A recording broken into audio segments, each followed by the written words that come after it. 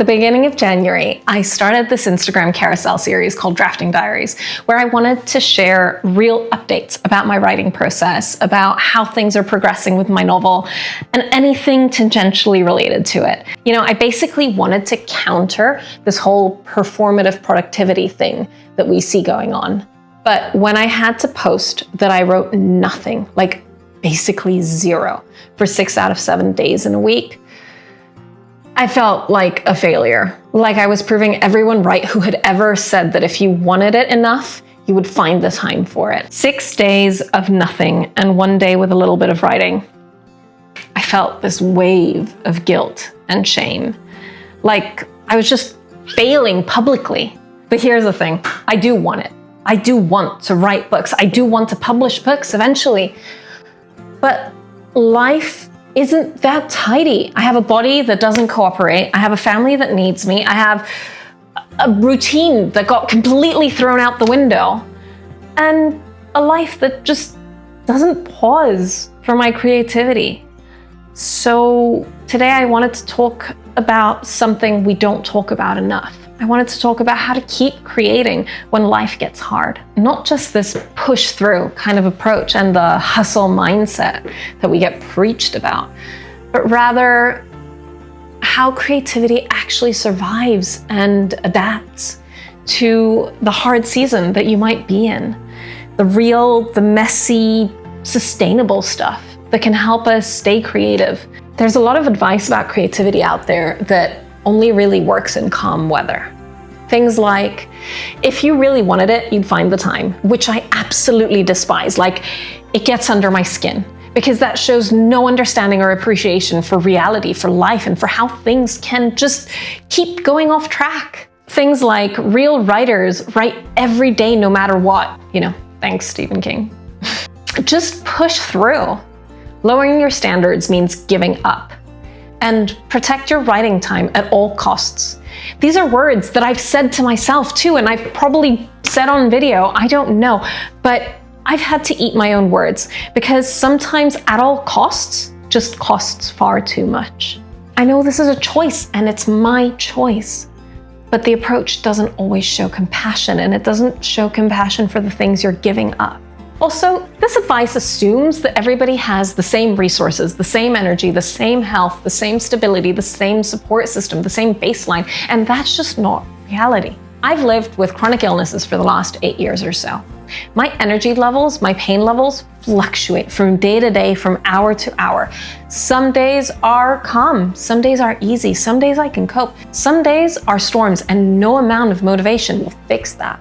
Even when you do everything right, like eat well, sleep well, exercise regularly, build healthy routines, life will still throw you curveballs. It'll still get in the way. Storms will come. Recently, family stuff threw off my entire January, and it's still going. I'm working from my mom's house because when family needs help, when someone actually needs you, you show up, you help, and that's okay. And you make sacrifices, and you realize that writing isn't always your #1 priority, and that's okay.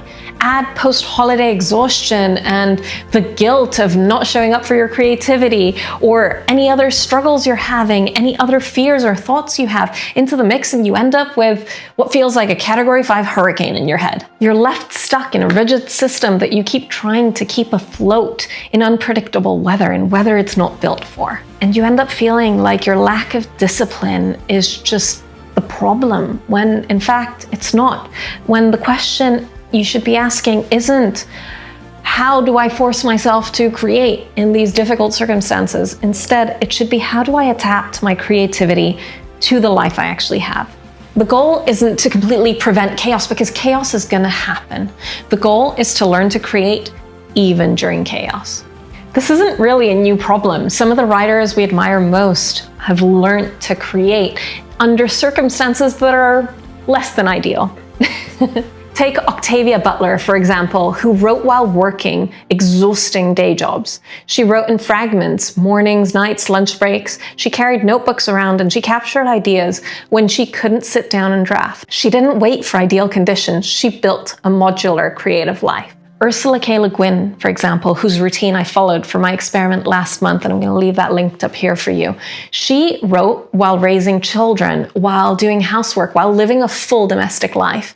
And she believed that creativity didn't live in this idyllic bubble that looked the same every single day. Instead, she believed in creative rhythms. She believed in adapting to your creative life. Even Stephen King, who has such a fixed, rigid routine and who believes in creating no matter what, he would create in stolen hours pieced here and there after work and around family life, not because it was romantic, but because that's what he had available to him. None of these writers waited for perfect weather. They adapted to the climate they were in. So if creativity is weather, what do you do when the storm hits? There are some practical systems that can actually help. These are some that I'm going to be implementing throughout the storm that I'm in. First up, we've got the weather check-in. This is an adaptation of the frequently used traffic light system for energy management. Before asking yourself, what should I do today? Ask yourself what the weather is like. And I know this sounds kind of funny, but clear skies means drafting and diving into deep work. Cloudy means editing or outlining or lighter creative tasks that are around this. And then stormy means things like leave yourself a voice note about the story, or read or think about it, dream, enjoy content that inspires you and refills your well, and rest without guilt. You're not lazy for not drafting during a storm. What you're doing is matching your task to your capacity and allowing yourself to be able to create better tomorrow or whenever the storm has passed. Next, we have the 5-minute permission slip. When everything feels overwhelming, redefine what counts. Because writing isn't just drafting, it's so much more. So what counts when you just have 5 minutes? Writing can be one sentence. It can be a voice note. It can be a character thought. It can be rereading a page that you wrote, or it can be just opening the document and setting yourself up for the next time you sit down to write. 5 minutes keeps the door open. It keeps the door open to your creativity. Plus, it removes this all or nothing kind of thinking that we can end up being trapped in. Third, make a portable writing kit. This has to do with environmental flexibility. Your environment matters, and that's not weakness, that's neuroscience. So what do you need with you? What's your bare minimum that you need with you when you can't write at your desk? Your minimum kit might include things like your phone and Google Docs, or your laptop and notebook, a specific playlist that you like listening to, headphones if you want to cancel out noise, or even your favorite kind of hot cocoa, tea, or coffee. Your writing kit is made up of what you need, like the very bare minimum that you need to create. If you can't be in your writing space, then think about the things that will anchor you to your creativity. This helps you bring that sense of writing mode anywhere. Next up, we have the flex schedule, which says goodbye to rigid routines. Instead of one sacred writing time, give yourself options.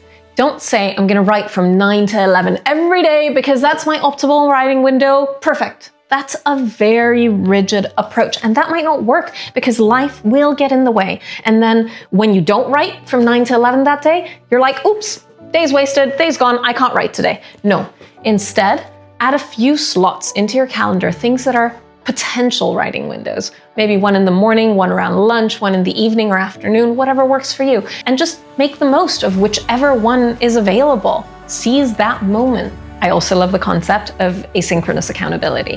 When schedules are just chaos, accountability doesn't need meetings. It doesn't. Instead, use voice notes and short messages to just check in with your accountability buddy. These reinforce your sense of connection without the added pressure of having another deadline added to your day. And last but not least, we've got the good enough draft rule. Perfectionism is a luxury for when things are stable and the skies are clear and you've got all the time in the world.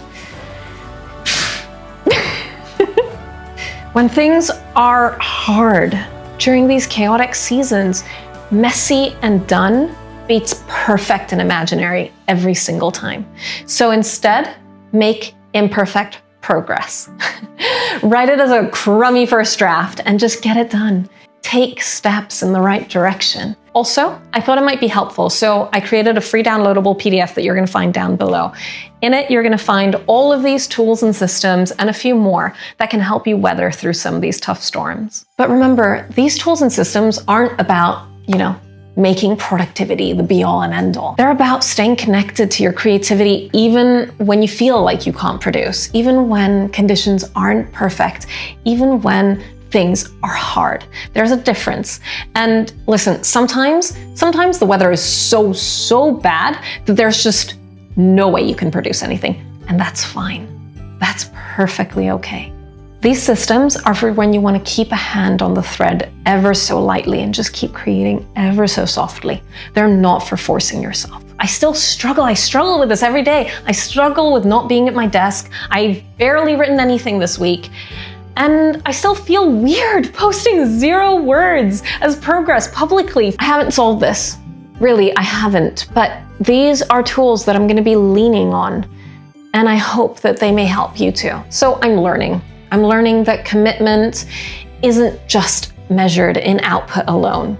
It's about coming back to your creativity time and time again, even when things are hard, even when things aren't perfect. It's thinking about your story and remembering that not all writing time is typing time. It's letting creativity bend instead of breaking, and hard seasons don't mean you don't want it.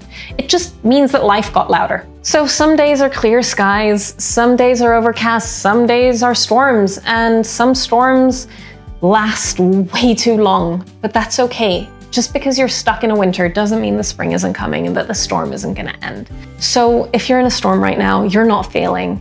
You just need a few more tools to help you adapt and be a bit more flexible to the winds and the rain. The goal is to create systems that are flexible enough to carry you even when the weather inevitably changes. So what kind of weather are you stuck in right now?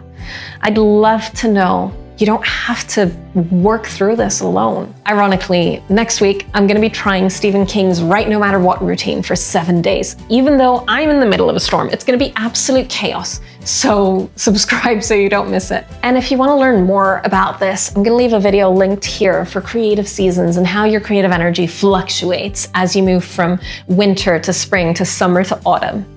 Thanks for spending time with me today, and I'll see you next week for more chaos.